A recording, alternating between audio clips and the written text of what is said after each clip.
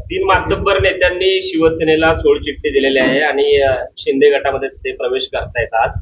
काय बघते, कशा पद्धतीची भावना आहे? कारण मातंबर नेते म्हणजे मातंबर म्हणजे काय काय करून घेतलंय? मातंबर म्हणजे काय? पहिलं ते मातंबर म्हणजे माजी मंत्री आहेत, माजी आमदार आहेत, एकालाच त्यांचे झेडपीचे सदस्य आहेत होते. कोण कुणी केलं होतं? आता तेच तुम्हाला माहिती आहे ना, कोणी त्यांना केलं? विचारा मातंबर म्हणजे काय ते सांगतो. त्यांना विचारा. अहो, ज्या अमर पाटलाला उमेदवारी दिली त्यांची अवकात नव्हती स्वतःची उमेदवार मिळवून आणायची. या आमच्या शिवसैनिकांनी काँग्रेसला सळू की पळू करू सोडलं आणि उमेदवारी घेतली. अहो, उमेदवारी घेतल्यानंतर निवडणुकीत त्यांना प्रचार करता आला नाही.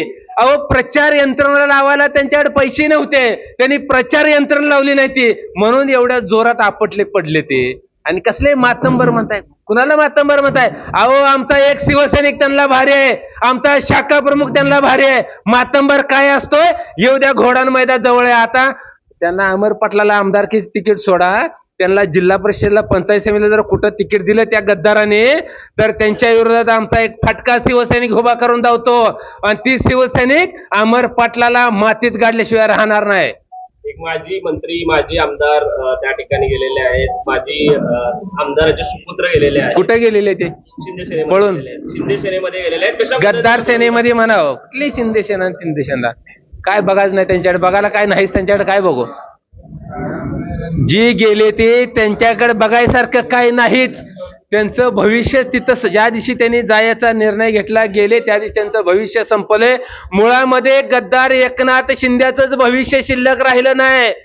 मुळात भाजपनं एकनाथ शिंदेची मुळ्या सगळ्या तोडायला चालू केले. त्या एकनाथ शिंदेची गद्दार सेना आता राहते का नाही बघा. त्यांचा 12 बिस्ता गुंडळायची वेळ आलेली आहे. आता शिंदे साहेब, तुम्ही आता तिकडं पालखी वाहायला जा गुजरातला. तुमचं नीटनेटकं नाही आणि आमच्यातली घेऊन काय करणार आहे? आणि आमच्यामधली मुळात आमची एकनिष्ठ ही नव्हती.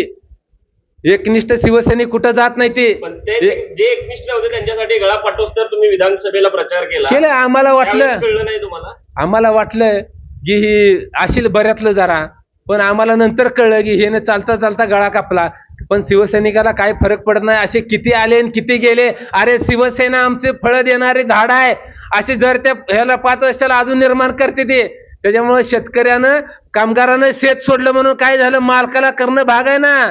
आम्ही खंबीर आहे. असे किती येतील आणि किती जातील. आता या शिवसैनिकांना काय आव्हान करा?